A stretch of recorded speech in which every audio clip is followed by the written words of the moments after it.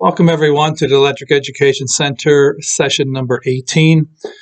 Today's article is NEC Article 680, Spas and Hot Tubs.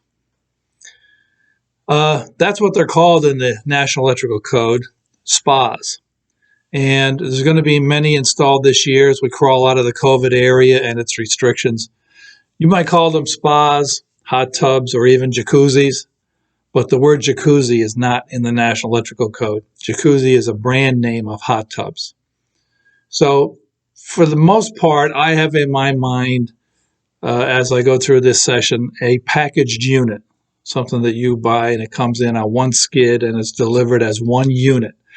But you could also have spas and hot tubs that are built in place too. So keep that in mind, that when you're going through Article 680, you have to be in the right section, the right part. So for today, a spa is a unit that contains water, but it's not designed to have that water drained or discharged after every use. The water just remains in there. It's treated. So let's begin a review of hot tub installations by referring to NEC Section 680.40. And this section says that the indoor installations are covered in Parts 1 and 4, Roman numeral Parts 1 and 4 of NEC Article 680. Note that there are a total of 8 Roman numeral parts in the entire Article 680.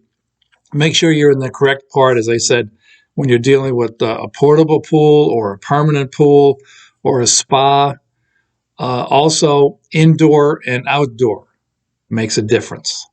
Some spas are built in on site, and some are packaged units that are shipped in one piece. As I mentioned, pay attention to the rules. So Part 1 covers general information, definitions, info on wiring methods, and the need for a maintenance disconnect for all installations. First and foremost, in Part 4 now of NEC Article 680, is the discussion and the requirement for an emergency off switch for spas and hot tubs. This requirement made its way into the spa section the same way most rules make their way into the code book, and that was because there's been a body count or injuries due to electrical equipment. About 11 years ago, a girl died when her long hair got sucked in and became entangled around the grate for the return line from the spa. The grate would not come loose, and the panicking girl probably did not have a chance to think straight before she blacked out from lack of oxygen. But the bottom line is she died. She drowned. She's not the only one to drown. As a matter of fact, between 1990 and 2007, there were 98 cases of entrapment reported to the Consumer Product Safety Commission. 39 of the incidents occurred in spas, hot tubs, or whirlpool tubs, and there were 15 confirmed deaths in that same time period. The type of entrapment that we're talking about happens with little children, for example, having them get sucked downward and onto the drains and not being able to free themselves. And you may not like to hear this, but little kids have been disemboweled when they sit down butt first on these suction holes. So anyway, what's been done to correct these situations? Well, first of all, the industry redesigned the domes covering the suction ports so that hair cannot get tangled around them. The industry also started installing more than one drain port so that all the suction ports cannot be concentrated at one hole. So if a kid's body blocks up one return, there is at least one left that is open, for example, and the suction should not build up enough to hold a child underwater. There was one story about 3 adult males did not have enough strength to pull off a basketball that was being sucked down onto a drain. That's how powerful the suction is from these motors. So since the death of that girl, there's a requirement in 680.41 for this emergency switch that has to be installed at least 5 feet away and at a readily accessible location adjacent to and within sight of the spa or hot tub. Now, what I'm thinking of now is thinking of a spa or hot tub that's in a commercial situation, like a a hotel or a motel. So this emergency switch will shut off any water pumps and stop the suction of water, but it won't do anything to save a person who has their hair entangled under the surface. What you would need in that case is the same thing that was needed that night that the girl drowned in the hot tub, and that would be somebody with a brain. Someone who knows what to do and can do it quickly. You got to be ready to start cutting the hair with a pair of scissors or slicing through the hair with a knife. And you might say, Rich, I hardly think I would be ready with either a knife or scissors. Okay, in that situation, you'd be ready to jump in and pull the person out of the water, no matter what it takes. If you leave half a head of hair in the drain, so what? At least you saved the person's life. And while on the subject, I've talked about this before. An engineer taught me years ago that you have to think ahead. Think what could happen. Think what can go wrong. Go over scenarios in your mind on the way into work. It's just like each and every baseball player on a team. Before each pitch, each player has to go over in his mind that if the ball is hit to me, where am I going to throw it? What will I do? Where will I go? How about in your daily travels? What can possibly go wrong here in such and such a situation? What if somebody suffers a head injury? What if somebody falls from a great height and is knocked out? What if a person is flopping around like a striped bass with a live wire in their hand? What if someone is obviously getting shocked in a swimming pool or a hot tub? What are you going to do? Think ahead, be ready. To get prepared, every one of us should attend a Red Cross safety program. The one you want is the one that includes emergency response, first aid, CPR, and the use of the AED, the automatic defibrillators. That will go a long way to making sure you're prepared and be able to think ahead and be able to act in a situation. Back to the spas and the emergency off switch that's required by section 680.41. Like I said, it has to be able to shut down the recirculating motor. It has to be readily accessible. It can't be closer than 5 feet away from the spa or hot tub. So it has to be at least 5 feet away. And it has to be adjacent to and within sight of the spa or hot tub. This will serve as our chance to shut off the suction action of the spa. But note that this emergency button will not necessarily shut off any luminaires that might be in the walls of the spa, should there be an electrical problem. The emergency switch only controls the pumps and the suction so that a trapped body can be released from being sucked into the drain. There may well be other circuit breakers that have to be turned off to eliminate all the electric from the spa. If you're going to jump in the spa and try to pull that girl out, you better have alerted someone else that if you started getting shocked, that they should pull you out. Well, how's that going to happen? Well, there should be a lifeguard type of hook stick available. You know what they look like. A hook stick is like a shepherd's crook, and they look kind of out of place when they're 8 feet long and the spa or hot tub is only 3 or 4 feet deep. But you'll find out that you need every inch of that 8-foot stick. Anyway, there should be a lifeguard type of hook stick available. If there isn't one, good luck to everybody involved. By the time you find a hotel maintenance guy with the keys to the pool electric room, where the circuit breaker panel is located, it may well be too late. Start thinking. Give the rescue guy, something to grab onto. Grab one of those plastic lounge chairs, or use a dry towel to let the guy grab onto, or a belt, something. But start thinking, and the best thing to do is think ahead. You're sitting around a spa or hot tub, you start thinking ahead. Think of what I said and say, okay, what am I going to do if somebody's trapped underwater? What am I going to do if somebody's getting electrocuted? What am I going to do? Think ahead, and you'll be ready to act. Spas and hot tubs, in addition to complying with Roman numeral Part 4, must also comply with NEC Article 680 Part 1. And Part 1 requires a maintenance disconnect. Now, the maintenance disconnect is for the maintenance person. The switch must be located at least 5 feet away horizontally from the inside walls of the spa. They must be readily accessible and within sight. Within sight means you can see it with your eyeballs, and it's located no more than 50 feet away from the equipment.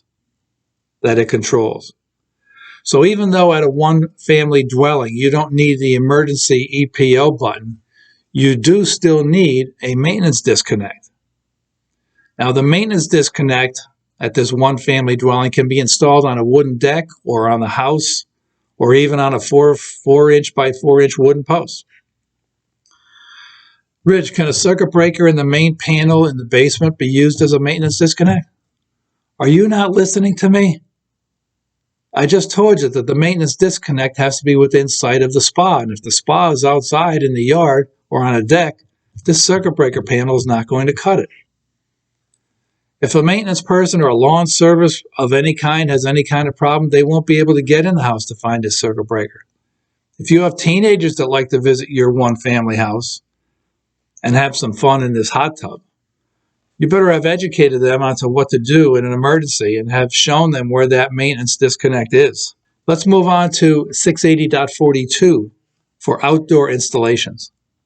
An outdoor spa also has to comply with parts 1 and 2 of Article 680.